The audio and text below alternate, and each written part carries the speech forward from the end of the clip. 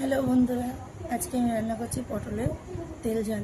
ঠিক আছে, তার জন্য যা যা লাগবে একটু তোমাদের সঙ্গে দেখিয়ে দিই, শেয়ার করে দিই। ঠিক আছে, তার আগে বলি, যদি আমার রেসিপিটা ভালো লেগে থাকে তো আমার রেসিপিটা যদি ভালো লেগে থাকে তোমাদের লাইক, কমেন্ট, সাবস্ক্রাইব করো। তো ধন্যবাদ। চলো দেখে নেওয়া যাক আজকে পটলের। যে আমাদের পটলগুলো নিয়ে নিয়েছি, দেখুন এই পটলগুলো আমাদের হবে পটলের সর্ষে বাটা দিয়ে তেল ঝাল। এবার দেখুন এটা দিয়ে ভালো করে পটলের ছালগুলোকে ছাড়িয়ে নিতে হবে। ঠিক আছে, শৈলাগুলোকে ছাড়িয়ে নিয়েছি। দেখুন গোটা গোটাই রেখেছি, শুধু একটু মুখগুলো ছিঁড়ে নিয়েছি।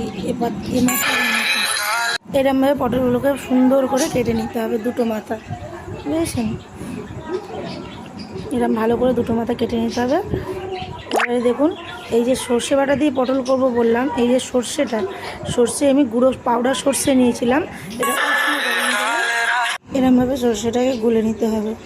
ঠিক আছে, এবারে কড়াটা বসিয়ে দিলাম, দিয়ে দেখুন কড়ায় তেল দিয়ে দিলাম।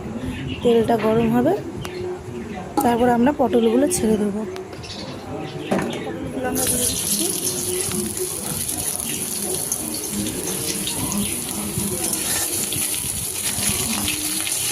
পটলগুলোকে লাল করে ভেজে নিতে হবে।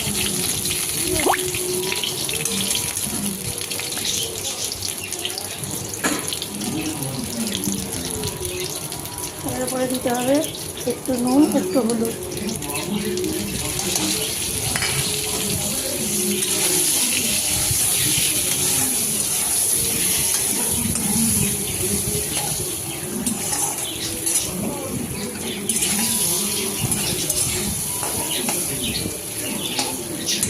দেখুন ভালো করে উল্টে পাল্টে নেবো, লাগিয়ে নিলাম।